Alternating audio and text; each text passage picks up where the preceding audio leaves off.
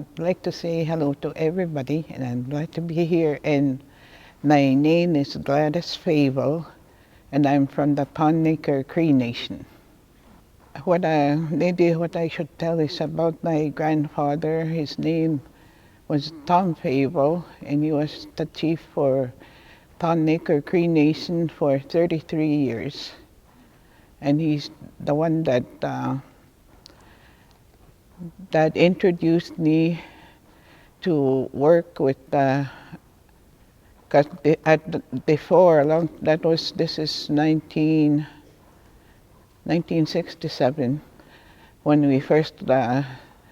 when the reserve first opened to introduce the election process to Poundmaker Band, and my grandfather asked me to work with him on the first polling station in Poundmaker Band in 1967 April, but I don't know exactly what day. April 67 anyway. And from then on I worked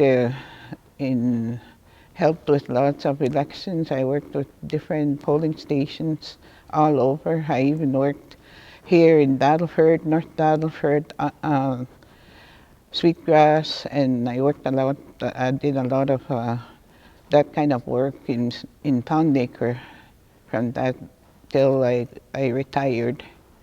I worked for the band. I started working for the band in 1974.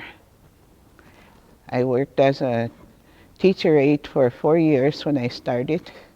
I worked with kindergarten and nursery students. And then after that, I got hired to work for the band, and I worked as a band secretary for about 15 years. And then after that, they put me in a different program, and I worked as an Indian registry administrator. After that, for another maybe 15 or 16 years, and I used to help a lot too. I did lots of typing, and I worked with the computer. They brought a computer into my office, and I looked at it, and I was scared of it. I didn't want to touch it because I never worked with a computer. And then he told me, "You're going to learn how to run this, Gladys. You just practice on it." And I did, and I got to be good at that too. Everything every work I did my best all the time. The man I was talking about, my grandfather, went to residential school, and my dad went to residential school. My dad was my grandfather's first wife.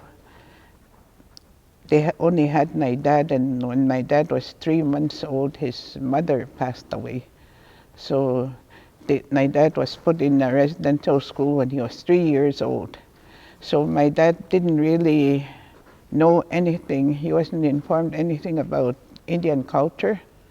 So that's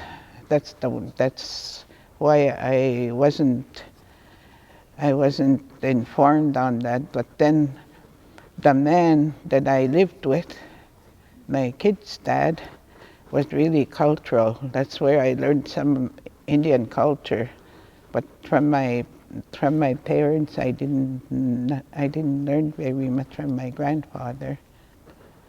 And Indian culture is something I'm interested in now, and I know it's good for our young people to try and keep their language and their Indian culture.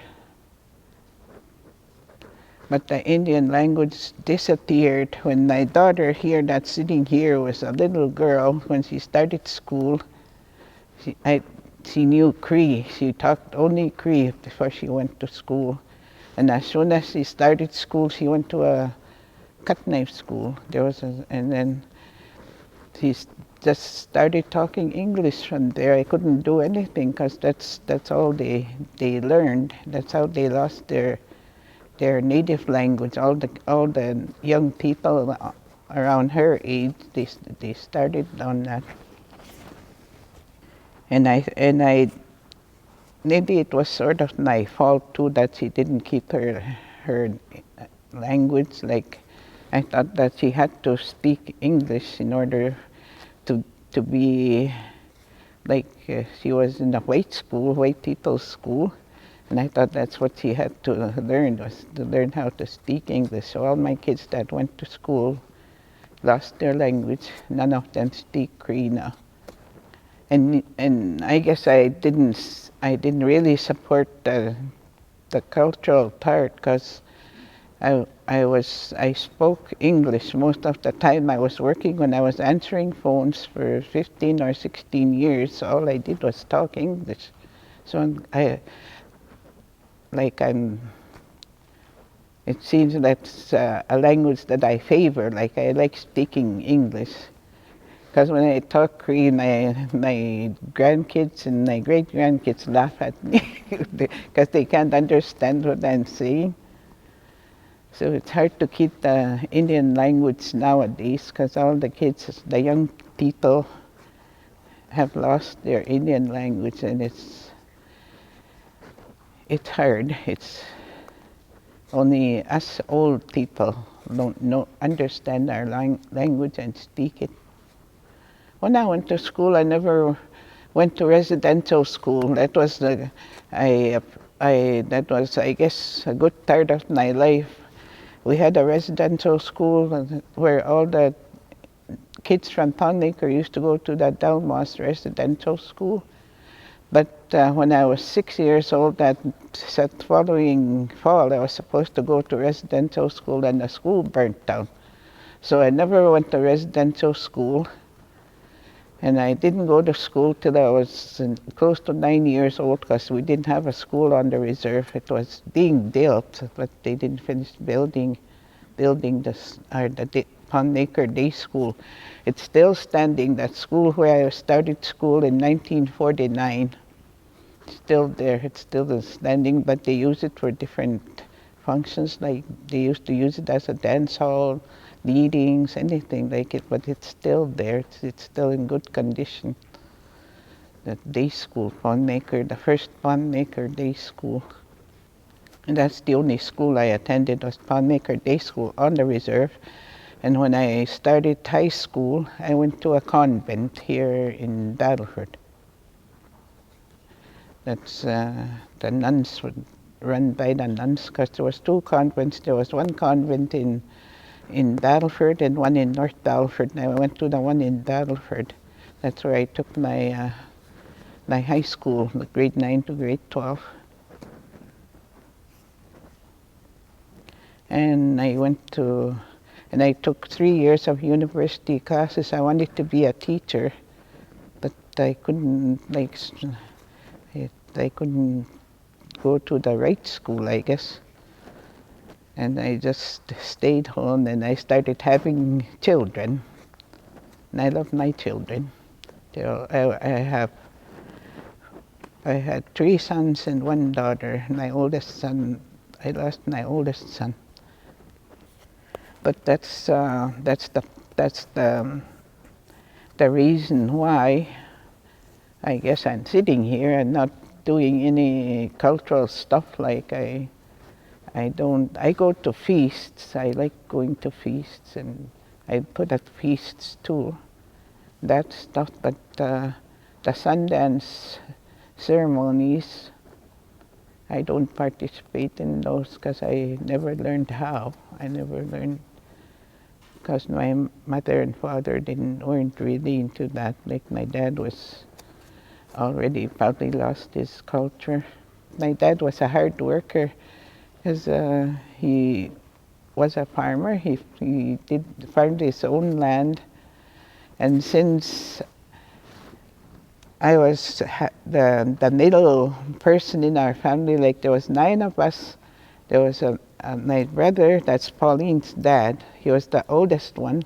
And then I had the youngest brother. He was the youngest one, and 7 of us girls in between, and I'm the middle one. So when my brother was gone, he went to work. He went to work in other places. And then my dad didn't have any health in his when he was working in the fields. And I used to work. I pitied him, so he didn't tell me to work. I just told him I want to help you because you don't have any help. So I worked as a man, like when I was young. And my two younger sisters were the cooks with my mom. They used to do the cooking, and me, I didn't really learn how to cook. I still don't know how to cook. But I worked hard I worked as a man. Like I was strong enough, I guess, to do that kind of work.